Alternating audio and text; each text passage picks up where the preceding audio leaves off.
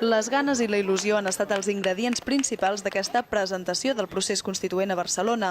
De fet, aquesta és la base del moviment, animar la ciutadania a construir una alternativa al model social, econòmic i polític actual i substituir-lo per un de més just, lliure i solidari. I això inclou, per exemple, construir una democràcia participativa, una banca pública, aconseguir un habitatge digne per a tothom o defensar el dret a decidir el futur de Catalunya. Són alguns dels punts que els impulsors del projecte volen transmetre per augmentar el nombre d'adhesions. Jo, si recordeu, vaig dir a l'abril 100.000 no les tenim ni adherides ni avui a la plaça, però ara valoro molt que aquesta organització territorial extesa per tot Catalunya, amb gairebé 100 assemblees i a més amb assemblees de gent que té ganes de treballar. De moment, aquesta feina de base és la clau per consolidar el moviment, però la fita és presentar una candidatura unitària de cara a les eleccions autonòmiques de 2016.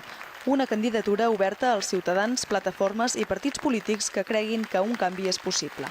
Pensem doncs, una mica consolidar el nostre discurs polític, trametent aquest discurs i trametent una mica la manera de fer-lo, pensem que això es podrà anar extendint com una taca d'oli. Necessitem unir tot un grup de gent per uns mínims. Perquè aquest canvi sigui possible des de baix, com tots els canvis sempre han sigut. L'acte també ha servit per presentar la primera campanya del procés, sota el lema Construïm la República del 99%. Una campanya per convèncer que és possible capgirar la situació i que el poder que actualment està en mans d'un 1% de la població pot arribar al 99%, és a dir, a tothom.